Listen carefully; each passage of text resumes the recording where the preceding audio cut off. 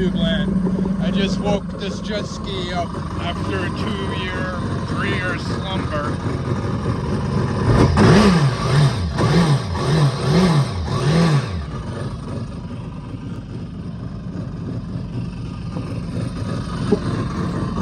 Sounds pretty good.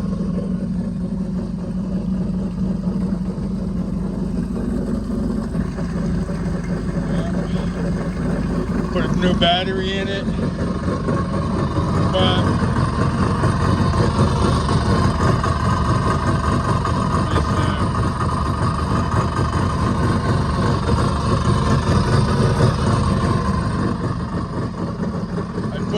I drained the gas out, which was the big thing.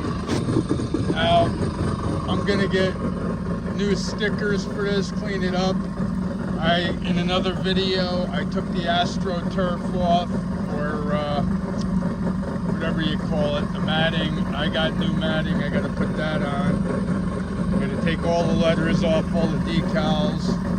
I wanna get new seat cushions, but before I put another penny in it, I wanted to see if I can get it running. The gas had gone bad, and I had to take the gas out, but actually it sounds pretty good. Listen to how responsive.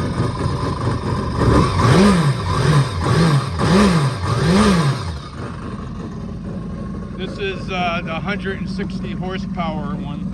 The regular one is 140 horse. This is the high output. Anyway, it sounds pretty darn good for sleeping for 3 years.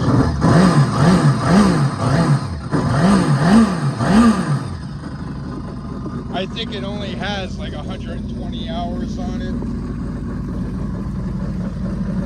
It did have a little bow damage. It was a repair done. It looks pretty solid. Anyway, I've already looked into the SMC repair kit. Anyway, the SMC hulls are pretty easy to repair. Where that nitro stuff, from what I understand, is terrible. Anyway, I'm that much closer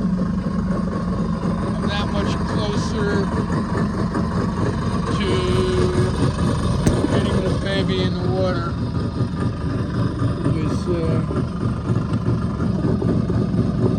Oh yeah, I don't know if you can see that. It's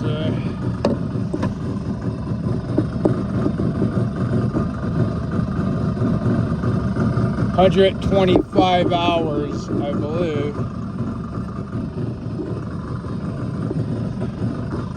I also put new trim cable and new reverse cable.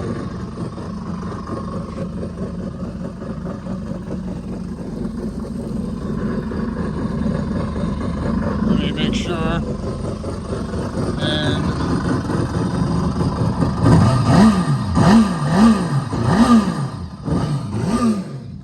wow, that's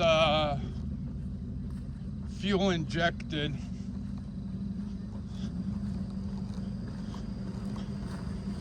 Let me turn off this water, guys, and then I'm gonna kill that. Pardon the messy yard.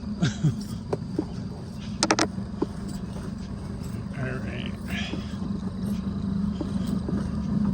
Hold on. Hopefully the stop button works. Okay. So, to get the gas out of this, I've seen other guys having problems, and I tried to get, I bought this cheap, I think I got it from the store. They're, you know, this is very cheap. Might have got it from Harbor Freight. Now I couldn't get this hose for the life of me. I could not get this hose down the filler neck. So there's a cap over there. Hold on, and I'll get a light here. 1 second.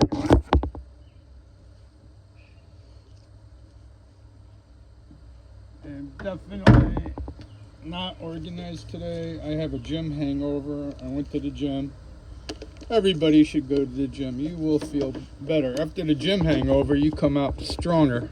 All right, sorry about that. Let me see. All right, now there's a clamp I got to put back on here. There's a clamp, and this rubber was tight, and I did not think I can get it off without mangling it. And, this would have been great. I would have bought I would have went right in there, and you can, but I was searching online if somebody does know where I could get these things, because I want to replace it, eventually. So rubber cap for the back of the tank. This is a 2004 FX Cruiser HO. And anyway, when I realized this was feeling like it's not going to come off easy.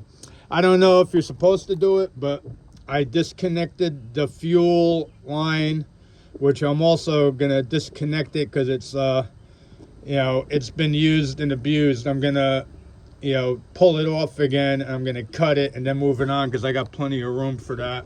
This way I'll have a very tight connection.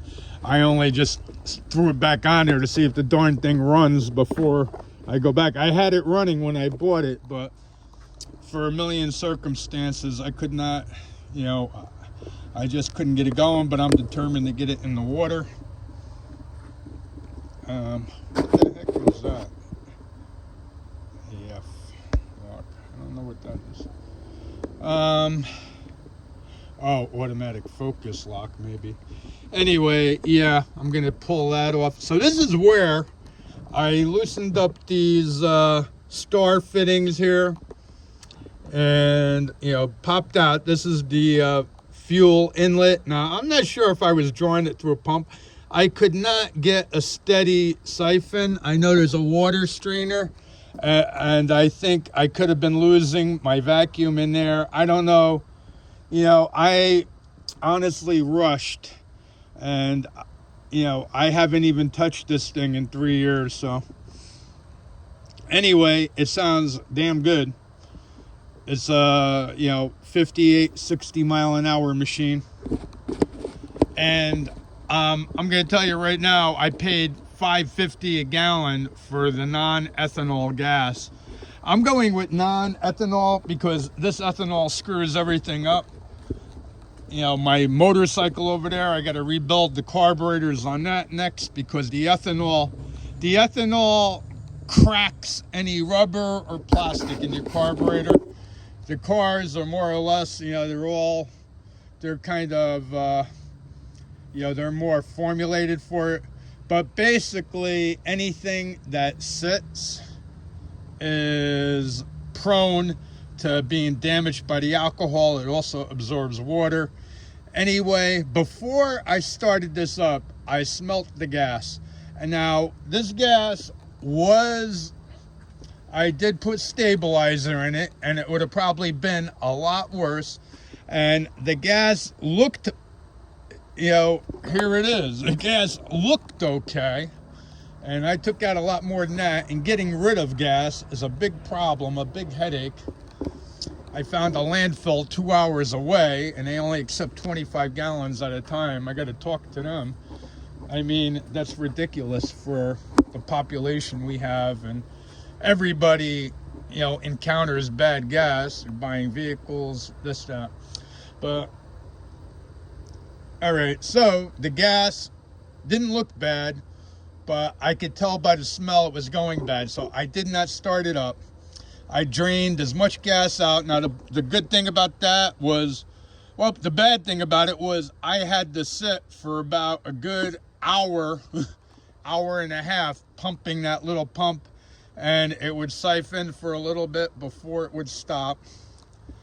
And anyway, I got it done, so I'm happy I got it done. And you could tell it was a success. Now, I did use some Lucas stuff because I had a lot of luck with this stuff. You know, I don't know if I am an Amazon affiliate. I don't know if I have a link for this stuff. Let me see. Boy, this phone, these cases mess with the focusing. Waterproof cases. I used this, you know, a couple times. It neutralizes bad gas, which means if you don't get it all out, it's also a top end.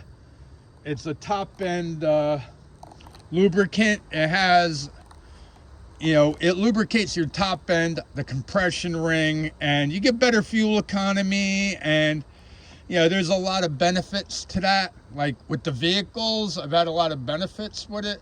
You do get, it really does give you better gas mileage. And actually, you know, Seafoam is really good too. However, you get a lot more bang for the buck with this, I believe. The only thing that Seafoam has on this is, I don't see, this is not a stabilizer, while Seafoam is a 2-year stabilizer. This guy I bought it off of, he had fuel stabilizer in there. This guy just put, before I got it, the guy put a new, what is it, wear ring in there. You know, that goes around the impeller, which if you're slowing down, you know, you're losing your jet loses, your jet stream loses power.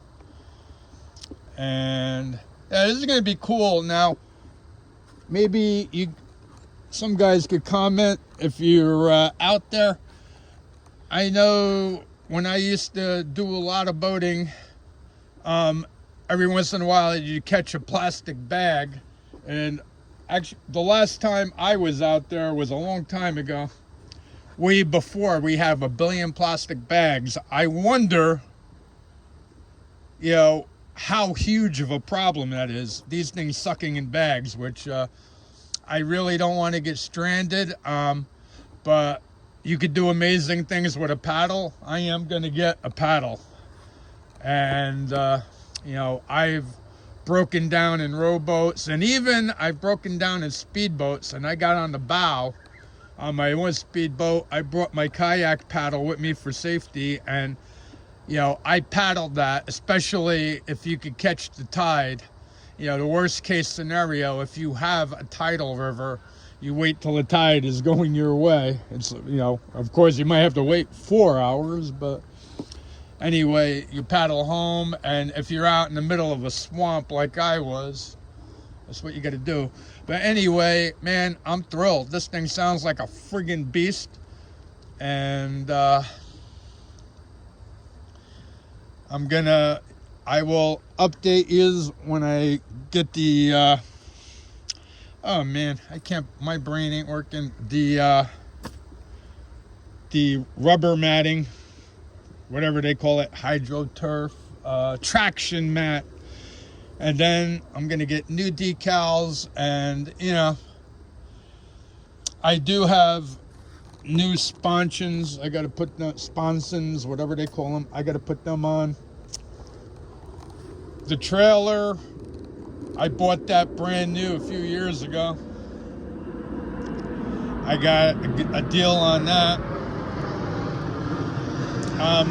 Just a word of caution, like, this thing was brand new out of, you know, and it said you have to lubricate your hubs like every 250 miles. Well, darn, my trip there and back was,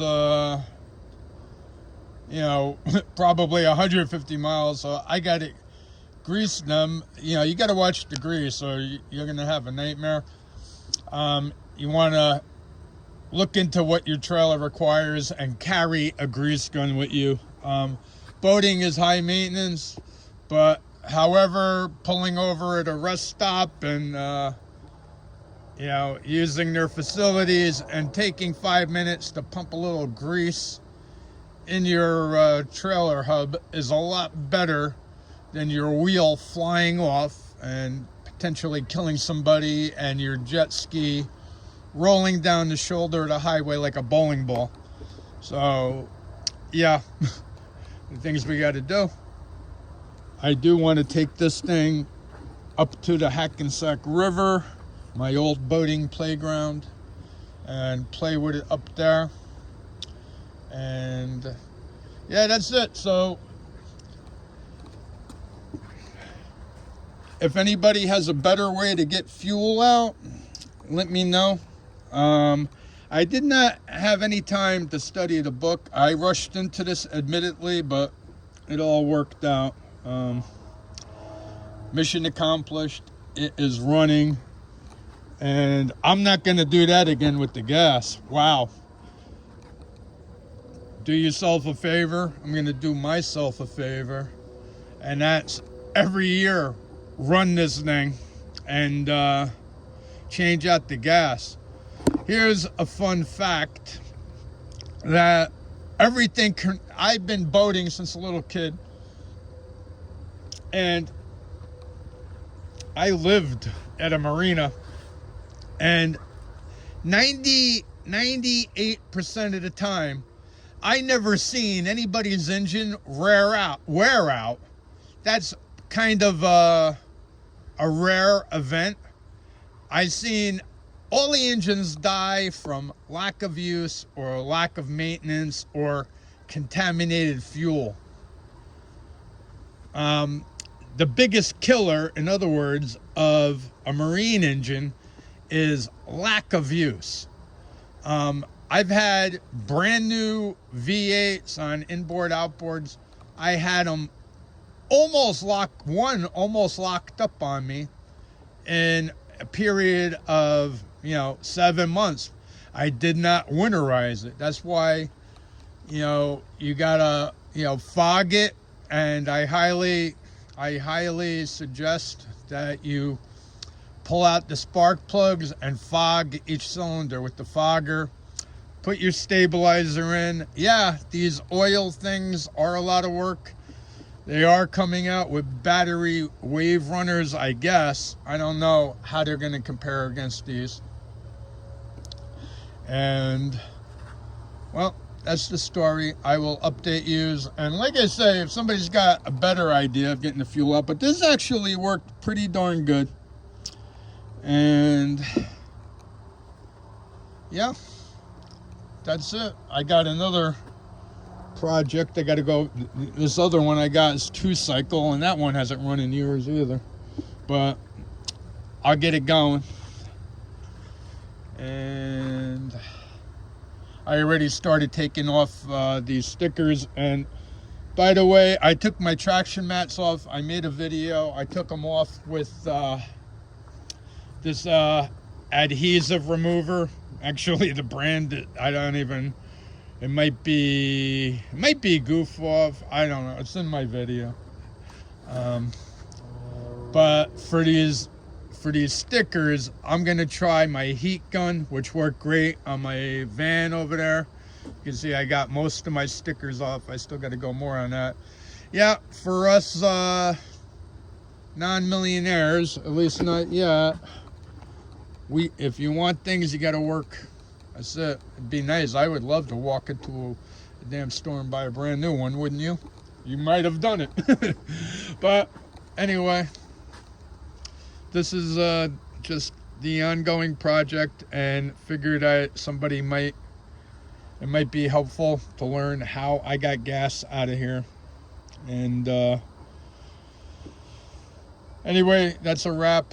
Stay safe. As a disclaimer, any information, if you use any information or duplicate any action in this video or any of my videos, you do so at your own risk. I hate disclaimers, but we just have so many crazy people out there. And by watching this video, you agree that anything that you take from this video, you do at your own risk. That being said, peace out. Hit that like button and subscribe if you like my crazy little adventures. Peace out.